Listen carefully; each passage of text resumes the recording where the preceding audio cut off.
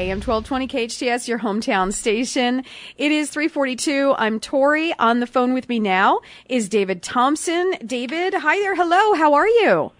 Hello. I am well. How are you? I'm doing. It's a little warm. Where are you calling us from? Calling from lovely Bozeman, Montana, where for Montana it's pretty warm. It's probably 82 degrees or so today. Okay, we're at 103, so you win. We did. Well, I'm not sure we won, but we're definitely warmer than you are, David. So you are the owner of the Ruby Springs Advertising Agency. Is that correct?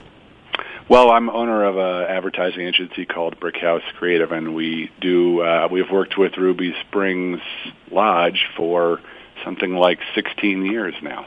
Now, Ruby Springs Lodge, I'm looking at these beautiful pictures online at rubysprings.lodge.com. Tell me a little bit about the lodge. Where is it? Where is it located? What is it? And how might we get there? Sure. Well, let's start with what it is, which is a fly fishing lodge, and that's what, Montana is quite. If you're a fly fisher person, you definitely know Montana. It's one of the few places that has really world-class wild trout fishing. They're not stocked. They are born and bred here in the rivers, and that's hard to find anymore, just because the water here is so pristine. And Ruby Springs opened back in, I believe it was 1994 or so, with the goal of being able to offer some great guided fly fishing for clients and guests and friends, but also to offer sort of unusually premium accommodations, cabins right on the banks of the Ruby River, and terrific food and kind of a whole package, if you will. So that's why Ruby Springs is special. Would you say that? Okay, so it's all about the fly fishing. If I wanted to come to Ruby Springs, what can I expect?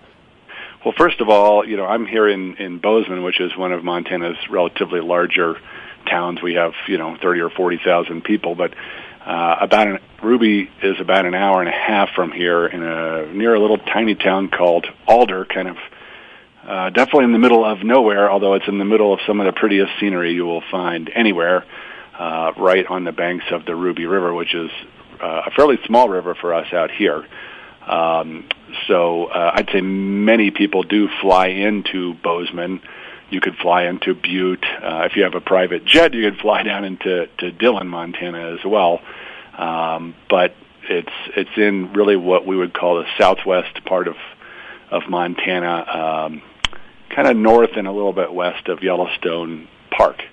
As far as what to expect, I think one of the main things that people would hope to find here would be terrific trout fishing, fly fishing specifically. Now, what is exactly, you have to educate me here, because I really have no idea. I've never, ever, ever even fished in my life, let alone fly fishing, so I don't even know the difference. Tell me, what is fly fishing and why? I hear that once you do this fly fishing, there's no going back. Like, everybody gets kind of addicted to it. So what is it and why? Those are good questions.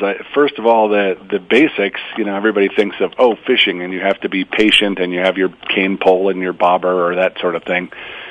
Fly fishing was invented because many fish, especially trout, although really more fish than you might think, but trout particularly like to eat bugs, and it's hard to cast a little sort of weightless bug out realistically into the river to where the fish might be fooled and want to eat it. So fly fishing was invented where you're essentially casting the line with these longer, kind of more supple rods that then the fly follows the line and is presented in that way, in a much more natural way than you could with a regular fishing pole. So is it a little bit easier than regular fishing, or just completely different? I think most people would say it's notably harder. Oh, no. Because the casting part, harder, but it's so fun to learn. Oh, okay. The casting part is just, I think a lot of people would think of it as an art. It's just a beautiful way of sort of mechanics and physics all coming together with touch. It doesn't take a tremendous amount of strength. I'm teaching my girls, my daughters, how to fly fish, and they're already picking it up really fast, and they're 10 and 13. It's not, it's not like you're pitching a baseball. it really requires timing and kind of a feel. And then once you get that, then it's really a lot of fun. That being said, I think one of the amazing things about Ruby, they have some terrific guides who are on hand to teach people and take them out right away. And so there's people are generally, catching fish on fly rod the very first time that they go out. Let me ask you this question, David. So if I'm not into fly fishing, which apparently I would probably enjoy very much, the way you describe it, it sounds like an awful lot of fun and something I'd want to conquer. But let's say I absolutely did not want to fly fish. What else can I do if I came to the lodge, the Ruby Springs Lodge? What else can I do? Sure. Well, there's a ton, and really the other thing to think about, and I think it's the difference also between fishing regular and fly fishing. We always differentiate between fishing and catching, whereas, catching means like you're not having fun unless you're actually hauling fish in and keeping them and whatever else. In fly fishing, we mostly always put them back, catch and release, often with barbless hooks, trying to be very gentle on the fish. And really, the fishing is about the whole experience. So while you might not want to fly fish all day long, every day like I would like to do, there's plenty of people that really enjoy fishing some and then sitting back in the drift boat that maybe you're in with your guide and looking at the scenery. There's always tremendous wildlife. There's great photo opportunities. There's wonderful streamside lunches that the guides prepare for you. So the whole experience is not about the catching. The whole experience is really about the fishing. These pictures on the website are absolutely gorgeous, by the way. Well, thanks. Those are mostly mine. Are they? RubySpringsLodge.com. You have to see some of these pictures. They really it makes you want to actually go right out on that water and start fly fishing, even if you don't know how. Can you describe some of I also see you have tremendous dining. Can you just give us a quick talk on what kind of dining? This looks awesome here. It's the hard part of Ruby Springs is that it's hard to come out of there without feeling like you've had more than your fair share of really top quality food. I'm originally from the East Coast, and I'm definitely a food person. And what the chef there is able to produce on a daily basis is truly outstanding. I mean, is it the 5-star on the coast? Maybe not. Is it close to that? Absolutely. And their wine list is superb. I think one of the things that I've always heard of guests going there is that their expectations in terms of food was notably exceeded. So it's a wonderful way to end, a rugged day outdoors.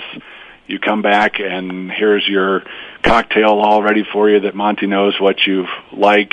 And then you sit down for dinner and you get to chat with the other guests. And it's a small place. There's only 16 people. It's a very quiet, intimate kind of setting. The cabins are absolutely sort of everything that you want, but no more. It's not like stuffed heads and fake fishing lodgy stuff. No, it looks beautiful, yeah. and I do invite everyone to go to RubySpringsLodge.com. You can see these gorgeous pictures.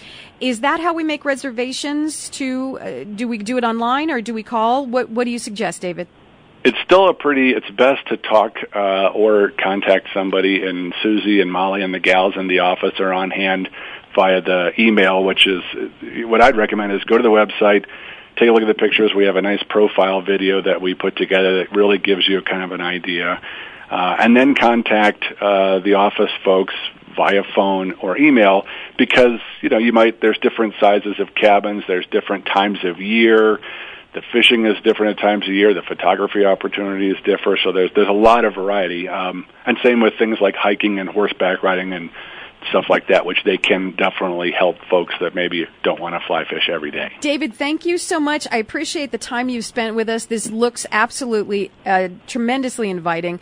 I invite everyone to go to RubySpringsLodge.com. See these pictures, and if you want a getaway, this might be the way to go. David, thank you so much for taking the time and talking to us about this wonderful place. I appreciate it. Oh, thank you, Tori. Great talking to you, too. Bye-bye now.